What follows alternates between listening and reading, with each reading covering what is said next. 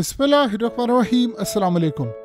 नए साल का पहला दिन और आप इमेजिन कीजिए अमेरिका को इंटेलिजेंस मालूमात मिली है कि यमन की लीडरशिप फलानी जगह पर मौजूद है, किसी कंपाउंड के अंदर मौजूद है या किसी जगह पर मौजूद है। इन्होंने ड्रोन भेजा और इस ड्रोन से हिट करने के लिए जा रहे थे। आपको याद है ना कि कासिम सुलेमानी को भी जब मारना था तो नया साल आया था। नए साल के आने के बाद यानी चंद दिन के बाद ही कासिम सुलेमानी को मारा गया था। एग्जैक्टली यही सूरत हाल इस वक्त पैदा होने जा रही है। इन्होंने यमन की लीडरशिप को मारने के लिए ड्रोन भेजा और ये बात आप ज़हन में रखिएगा, ये वो ड्रोन नहीं था कि जो खाली वीडियो बनाने के लिए आया था। ये 14 उनके ड्रोन तबाह हो चुके हैं। जब ये ड्रोन यहाँ पर आया तो इसको फर्स्ट हैंड में यानी बिल्कुल इनिशियल स्टेज पर ही इसको डिटेक्ट कर लिया गया और इसको उड़ा दिया गया। और ये इतना भयानक ऑपरेशन इस वक्त होने जा रहा था कि देखिए, इस दफ़ा जो उन्होंने ड्रोन भेजा उन्होंने प्लान पूरा किया था कि हम रेडार सिस्टम को अवॉइड करते हुए जाएंगे और जाकर सीधा टारगेट करेंगे और अपना मतलूबा टारगेट मार देंगे। इजराइल इंतज़ार कर रहा था इस बात का कि इस दफ़ा हमें खबर सुनने को मिलेगी कि यमन की जो लीडरशिप है वो मारी गई है। लेकिन ऐन मौके के ऊपर इन्होंने जो काम किया है वो बड़ा ख़तरनाक था कि इन्होंने डिटेक्ट किया। देखिए, आप वो याद कीजिए वक्त अफ़गानिस्तान में अमेरिका का ड्रोन उड़ता था और वो ड्रोन उड़ा और वो मुकम्मल तौर पर उसने जाकर हिट कर दिया। पता ही ना चला कौन नीचे है कौन नहीं है, कोई आम इंसान है।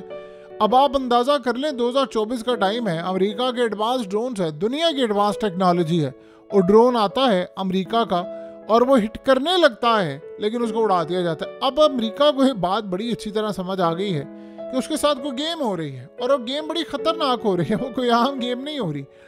वो गेम कुछ इस तरह से हो रही है कि अमेरिका असल में रिलाय करता है ह्यूमन इंटेलिजेंस पे जो अंदर बैठे हुए हैं मुखबिर, और ऐसा लग रहा है कि जो मुखबिर यमन के अंदर बैठे हुए हैं वो इनको गलत इन्फॉर्मेशन दे रहे हैं। अच्छा, आप यहाँ पर लीडरशिप आप मार ले, आप यहाँ पर है मार रहे हैं। होता ये है कि कभी कभार आप उनके एजेंट पकड़ लेते हैं, आप उनके जासूसों को पकड़ लेते हैं तो उनके थ्रू गलत इन्फॉर्मेशन देते हैं। जब आप गलत इन्फॉर्मेशन पीछे जाती है तो आप टारगेट करना शुरू कर देते हैं, और आप टारगेट जब करना शुरू करते हैं तो आप याद रखिएगा उसके बाद आप उसको हिट करते हैं तो पता ये चलता है आपको कि हमें जो इन्फॉर्मेशन मिली थी वो गलत थी, हमें पागल बनाया गया था और हमारे ड्रोन और ये तमाम चीज़ें तबाह करने के लिए काम हुआ था।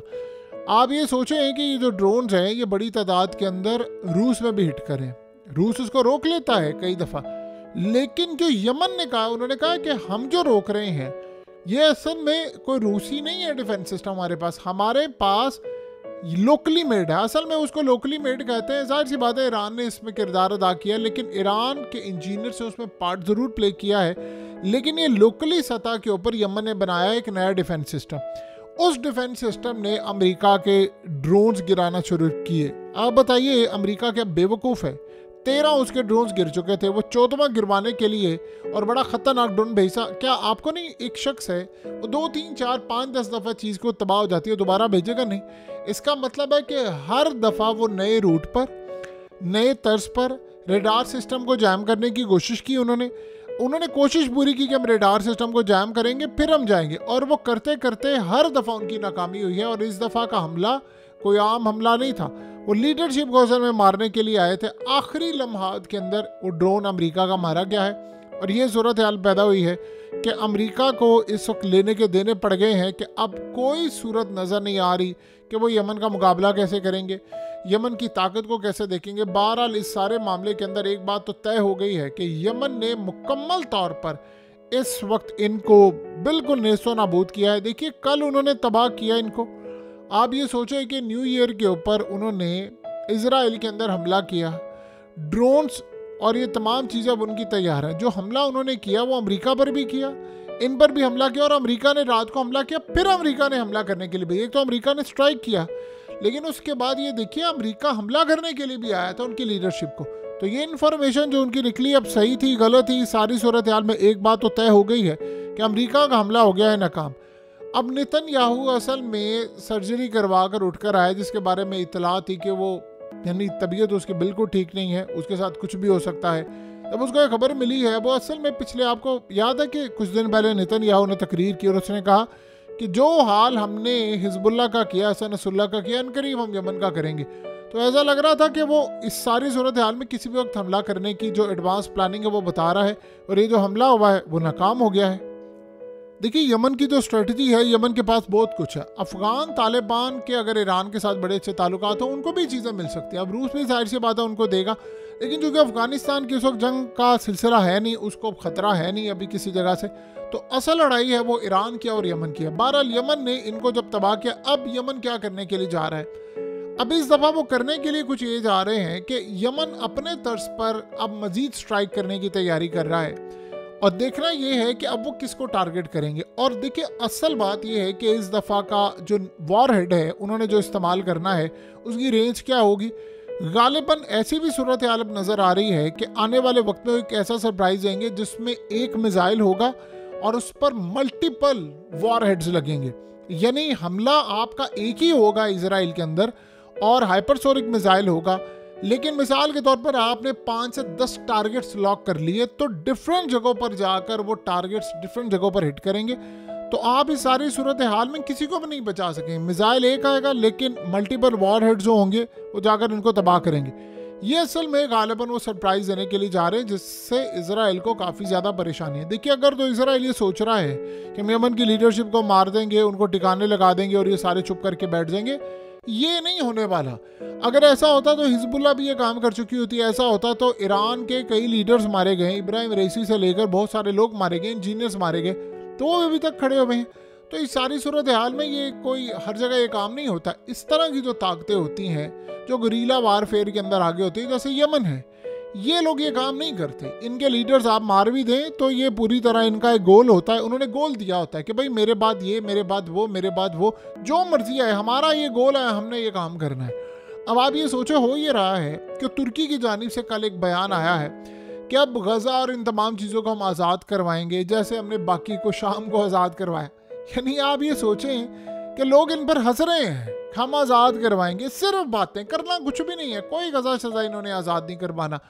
इन्होंने शाम के इलाके जो इजराइल ने लिए वो आज़ाद करवा लें तो लोग इनके हाथ चूम ले कि भाई ठीक है तुमने आज़ाद करवाए, ये अपने इलाके आज़ाद करवा ले, और 1967 के जो शाम के इलाके हैं वो आज़ाद करवा ले, वही आज़ाद करवा ले तो काफ़ी है। बाकी आप भड़के मारते रहें, वो तो आप सदा से ही मारते आ रहे हैं। और याद रहे कि ये ऑटोमन एम्पायर के दौर में टूट कर मिला था बरतानिया को, फिर उसके बाद उन्होंने झोली में उठाकर पूरे का पूरा, यानी फ़लस्तीन के 2 टुकड़े कर कर आधा इजराइल बनाकर, बल्कि ज़्यादा ही बनाकर उन्होंने इजराइल को दे दिया, और उसके बाद से सिलसिला चल दौड़ा है। इवन कि आज तुर्की बड़े लेवल पर आगे चला गया है। मिडिल ईस्ट की कंट्रीज़ उनके बहुत सारे मामला अच्छे लेवल पर उनके हैं, यानी उनके हथियार, उनके जहाज़ भी खरीदे, लेकिन उन्होंने काम कुछ नहीं करना। सो अब असल कहानी ये है कि यमन की जानिब से हो रहे हैं मिसाइल हिट। अब यमन ने अगर वाकई ये स्ट्रेटजी अपना ली कि मल्टीपल वॉर हेड्स जाकर उनको हिट किए, तो आप ये समझ लीजिएगा कि ये लॉटरी जब निकलेगी उसके बाद जो इसराइल का हाल होगा उसका आप अंदाज़ा नहीं कर सकते। असल में अभी तक की सूरत हाल देखें तो एक चीज़ बड़ी खुशाइन नज़र आती है, और वो है ट्रम्प की। ट्रम्प के आने का जो सिलसिला है उस पर उम्मीद है। देखिए, 19 दिन बाकी हैं, एक एक दिन मुश्किल होकर गुजर रहा है, और नेतन्याहू आज बहुत ज़्यादा परेशान था, डिस्ट्रेस था अस्पताल से आकर, मूड भी उसका काफ़ी ख़राब था। और इस सारी सूरत हाल में गालिबन ऐसा लग रहा है कि उसको शायद आज अंदाज़ा था कि वो अस्पताल से निकलेगा और एक खबर सुनने को मिलेगी कि हमने यमन की लीडरशिप को मार दिया है। ये जो ड्रोन हमला अमेरिका का था ये काफ़ी हद तक ख़तरनाक था। ये वो हमला नहीं था कि अमेरिका ने सिर्फ भेज दिया। ऐसा लग रहा है कि भरपूर इंटेलिजेंस जहाँ तक उनकी कैपेसिटी थी उन्होंने ली हुई थी। और ये बात आप ज़हन में रखिएगा, इसराइल हमेशा ये बात कहता है कि अमेरिका मिडिल ईस्ट में जितने भी ऑपरेशन करता है उसमें बैकएंड पर जो इंटेलिजेंस होती है वो हमारी होती है। जैसे कासिम सुलेमानी की बात की, इस्माइल हानिया की बात की, इवन कि आप देख लें कि इन्होंने हसन नसरुल्लाह और बाकी ताकतों को मारा, फिर याहिया सिनवारी। एक बात होता है कि इसमें कोई दो राय नहीं है कि इसराइल इंटेलिजेंस, ह्यूमन इंटेलिजेंस मालूमात लेने में उसका कोई सानी नहीं। इवन कि अमेरिका भी सारी सूरत हाल के अंदर उसका मुकाबला नहीं कर सकता। तो ऐसा लग रहा है कि ये सारी की सारी इन्फॉर्मेशन इन्होंने पास की, और सारी इन्फॉर्मेशन पास करने के बाद हालात ये हो गए हैं कि चीज़ें काफ़ी हद तक यानी ख़राब हैं, क्योंकि जो इसराइल को टारगेट चाहिए था वो फ़िलहाल अभी तक अचीव नहीं हो पाया। बहरहाल आने वाले वक्त के अंदर ये चीज़ें मुकम्मल तौर पर तैयार रहेंगी, और इस सारी सूरत हाल में अब देखना ये है कि अब अमेरिका पर क्या हमला होता है और इसराइल पर क्या हमला होता है। देखिए लेट्स सपोज एक तरफ आप ये समझें कि अगर यमन पर इस वक्त ये हमला हो जाता है, उनकी कोई लीडरशिप मारी जाती, तो क्या आपको लगता है कि आज वो इंतज़ार करते, वो जनाजा पढ़ते साथ ही, दफनाते साथ ही बदला ऐसा लेते कि शायद आज से पहले ये बदला ना लिया गया होता। सो अगर इस सारी सूरत हाल में इसराइल बड़ी लड़ाई चाहता है तो वो लड़ेगा। देखना ये है कि 20 जनवरी के बाद क्या होगा, क्योंकि उन्होंने कहा है कि अब लड़ाई जो है वो पर्सनल हो गई है। हो सकता है गज़ा बीच में से निकल जाए और इनकी आपस की लड़ाई रहे।